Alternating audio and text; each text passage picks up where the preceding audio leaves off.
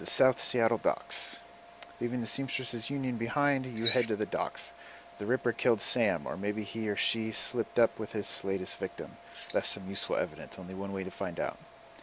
South Seattle's your typical industrial area. Grit, grime, and gray. The rain doesn't help matters any. Layers of dirt mixed with abandoned wooden pallets repurposed into makeshift furniture for the day workers. Garbage collects in the gutters of the broken-down street. Disreputable is the district's middle name. Your destination? The National Transportation Safety Board warehouse is located on a small strip of dock towards the less maintained end of the waterfront. Despite the presence of those who linger in such places, it's quiet as you approach the gate.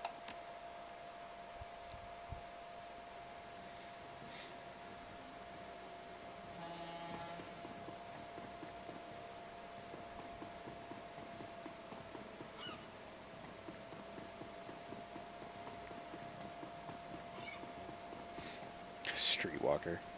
Hey, you looking for a good time? Know anything about the NTSB? Yeah, the bums around here have been stealing old crap from that place for years. Not worth my time, though. Okay.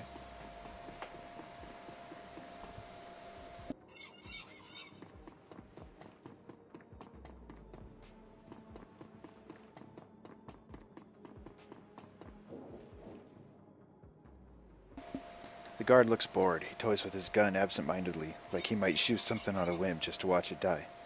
Hey, you're about to trespass on corporate property. You looking to get dusted, street scum? Let's see. I'm working with Lone Star on the crime scene investigation in the NTSB warehouse. Sure you are, and I'm Lofweir, the king of dragons. Beat it.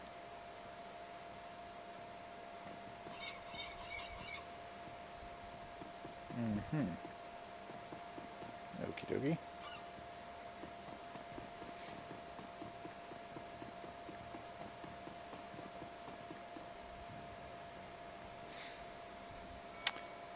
Not me, a friend of mine. I need you to have some fun with the guard by the fence around the corner. Nice. She looks at you knowing. Alright, $20 buys you a 5-minute distraction. Then I've got to get back to work and earn some real Nuyen.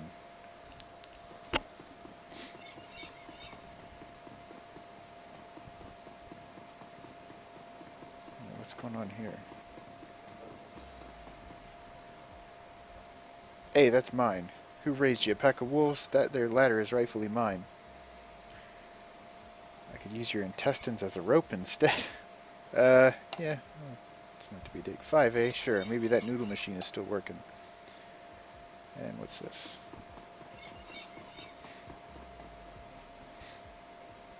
There's a gap between the fuselage and the building, just large enough for someone of your stature to crawl through. Looks like you can sneak through here to bypass the security checkpoint. Alright, guess I don't need the ladder.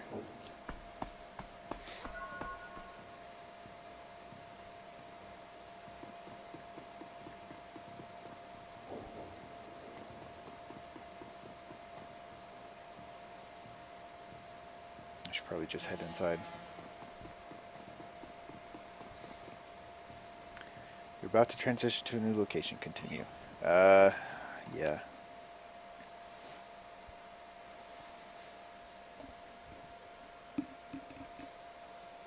Inside the large gray warehouse is as typical as the outside. High ceilings adorned with girders and rickety catwalks. Top a huge utilitarian room. Concrete and steel walls meet a concrete floor. This is a place for storing things and nothing more. Despite the quiet on the outside, the inside is a hornet's nest of Lone Star officers going about their business.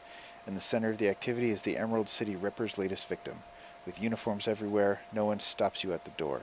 It seems this case hasn't leaked to the press yet. Lone Star or no, you've got a job to do.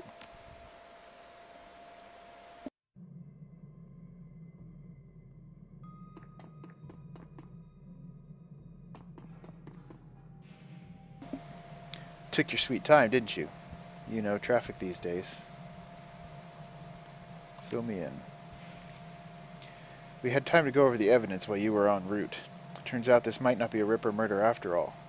I left the computer on in the office over there if you want to see for yourself. The victim worked here at the NTSB warehouse as a black box researcher. National Transportation Safety Board. The warehouse is used to go over the wreckage from plane crashes to try and determine what happened. The Vic was in charge of their highest priority investigation at the moment. We've gone through the victim's computer and his case notes indicate that he was selling secrets. Idiot kept records. Let's see. Scientists don't make good criminals.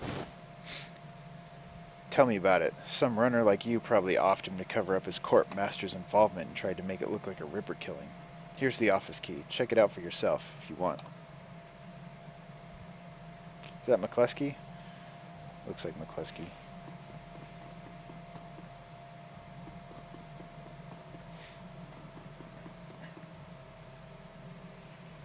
You're not a cop. She looks up, watching you warily. I'm independent. What's your relationship to the dead man? Suspicion in her voice and eyes departs almost instantly when the subject turns to the deceased. He's my brother. I've been trying to speak with him, but I'm afraid his spirit is too disoriented by his recent journey to answer me. You're a shaman? Yes, for all the good it's doing me. If I could just make contact, I might be able to deliver justice and allow my brother's spirit to rest. Let's see. Were there any other witnesses? Not as far as I can tell, not among the living anyway. Realization then dawns, bringing the light back under her eyes. But my brother's spirit may not be alone here this night. She closes her eyes and concentrates, droning a low chant you can barely hear. Yes, there are others, other spirits who may be of help. Her features harden in frustration, as if she's searching for something that remains elusive. Sighing, she opens her eyes and fixes you with a stare. But I can't do it alone. What do you need? This warehouse contains the spirits of plane crash victims trapped between worlds. They wish to help, they wish to be heard, and I think they have something to say about my brother's murder. Lone Star won't let me in there, but you seem to have the run of the place.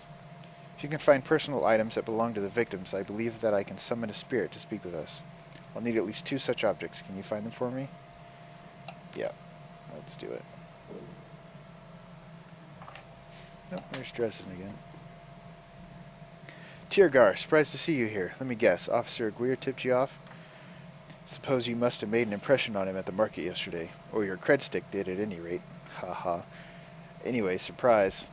We've got another Ripper victim on our hands. So what's the story with this one? The victim's male, mixed, Native American descent, age 38. Based on the condition of the body, it looks like he was killed around 2 in the morning. Cause of death unknown. Several internal organs were removed from his body after death, quite gruesomely. I'm not sure if the killer even knew what they wanted before they started cutting. Not much else to tell yet, really. He does have a lot of pre-existing scar tissue, so he probably had a major surgery at some point in recent history. Unfortunately, with the organs gone, I can't determine the nature of the surgery. Let's see. What was on the butcher's shopping list? Well, the killer definitely took the lungs. The more I look at it, though, the other missing organs may just be eviscerated within the chest cavity. McCluskey getting any closer to a suspect? McCluskey couldn't find his ass with both hands. Don't tell him I said that, though. How's Officer Aguirre doing on the case? He seems like a real go-getter. Aguirre would love to solve it before McCluskey and get his gold detective's shield. Plus, he'd love to see McCluskey suck it in front of his superiors. He's already tried to bribe me to keep information from McCluskey and slip it to him. I'm inspired by their tireless pursuit of justice. Did you take the money? He grins from ear to ear. Do you have any idea how much this job pays these days, sir? I don't think Aguirre's officer's salary is going to do much to seduce me into helping him. Sounds like the Ripper is taking a different trophy from each victim. Sam's liver, this guy's lungs, any theories? Sorry, I don't do theories. I'm just a scientist who happens to prefer dead people. However, while there was massive damage in the chest cavity, I can see that the victim's lungs were transplants, which is interesting since the other victim's missing heart was also a transplant. Granted, modern medicine has made organ transplants relatively easy, but it is an odd coincidence. But as a scientist, it's just that, a coincidence. This is only the 3rd body I've personally examined. One of our other branch managers handled the other 2. If I can find that more of the victims had organs transplants, I'll let you know. Who's that woman over there? No clue, she just showed up. Next of kin, I think. Alright.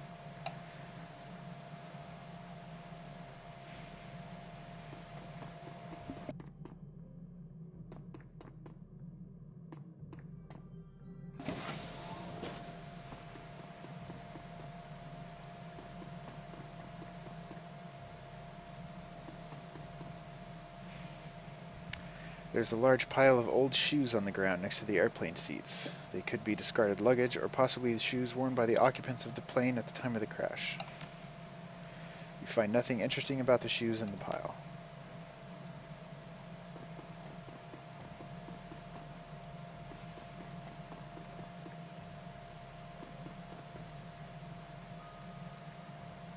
It's hard to say whether this is a heap of items and refuse recovered from a plane crash or simply trash that hasn't been taken out yet.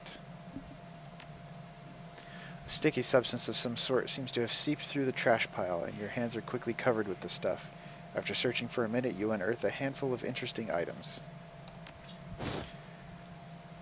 The earring is made out of burnished steel, formed into the shape of a small salmon. An intense primal fear washes over you as you touch its surface. This must be one of the items the shaman was looking for. You take the earring. A dented tin lunchbox has seen better days. You can barely make out the face of a grinning troll on the front. Surprisingly, the cred stick is still functional. You slot it into your PDA and 200 nuyen is added to your account.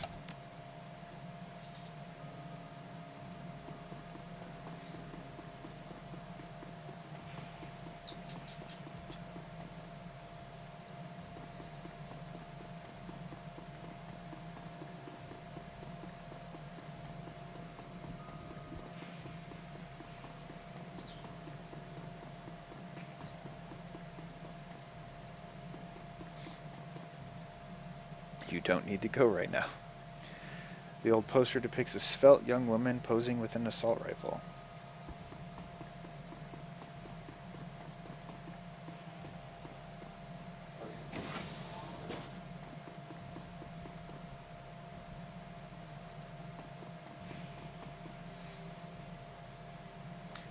The researcher's work cyber terminal has been left on, presumably by the Lone Star investigators. Read notes for the case file 95. Case file 95, Federated Boeing jetliner, corporate owner Ares. The plane had several mechanical issues resulting in a mayday at 3:04 a.m. on June 17, 2053. 2:45 a.m. the pilot reported that the altimeter was reading in the negative values. 2:49 a.m. the co-pilot jokes over the controls as the pilot leaves the cabin to investigate the rear of the plane. 2:58 a.m. the pilot cannot be contacted or located by a plane steward. 3:04 a.m. the co-pilot radios in a mayday. 3:12 a.m. the plane crashes into an empty field in western North Dakota. Case file number 96, Pratt & Whitney unmanned. Summary redacted, time log redacted. Okay. This file has been corrupted. The notes that appear on screen pertain to NTSB case file number 96, the crash of an Ares jetliner near the UCAS and Sioux Nation border. The crash is reportedly the result of an equipment failure. Reading further into the investigator's notes, however, you find substantial evidence linking the crash to an experimental Renraku research initiative. This information could be worth a great deal to the right buyer. You download the researcher's notes to your PDA.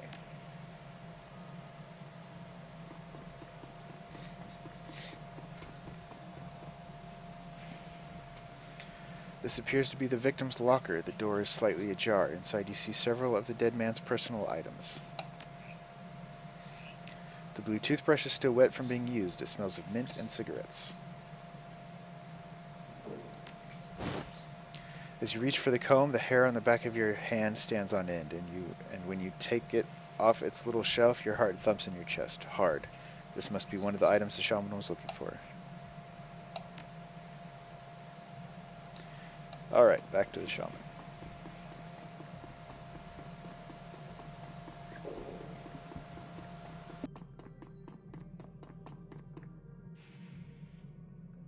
Feel as though you have found enough objects.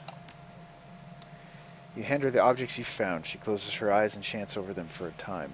When her eyes open again, they're filled with tears. Thank you. These items are all I will need. It shouldn't take me long to... What the hell is this?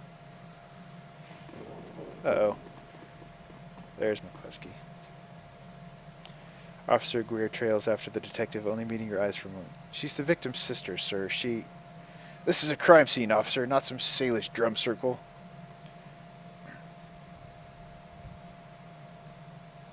Let's see. Isn't it standard procedure to contact the next of kin? Ma'am, consider yourself contacted. Now get the hell out. Come on, if we stay much longer, I'm liable to do something I'd regret. Or worse, something I'd enjoy.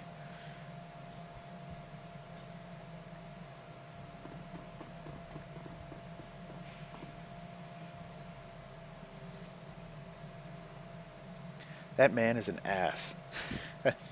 She stares daggers at McCluskey from across the warehouse. But there's no helping it now. I should just be grateful you were able to collect these items before those clods carted everything off. Can we still summon the spirit? Not from here, I'm afraid. Spirits such as these have domains to which they are anchored. We need to get back in there. Let's see. Yeah, not looking good now. Do you have any plans for this evening? A little breaking and entering, perhaps, under cover of darkness. Sure you're up for this?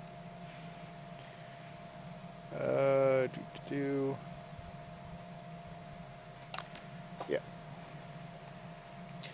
Now, since we have the time, we should probably enlist some help. They may post security overnight. And I'm going to go out on a limb and say you know where to find the kinds of people we need. Yeah. Just smile. Good, I'll put up the money if you find the bodies. $4 grand, holy nut. She produces a fistful of crumpled new yen from inside a leather pouch, starts to count it out, then shoves the whole wad at you. Meet me back here at midnight. The spirits will be strong then.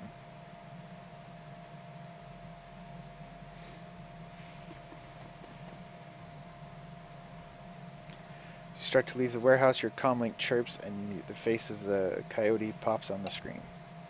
Coyote looks tense. Hoy, Tiergar, you in the middle of something? Just getting jerked around by Lone Star. Same old thing. I hear ya.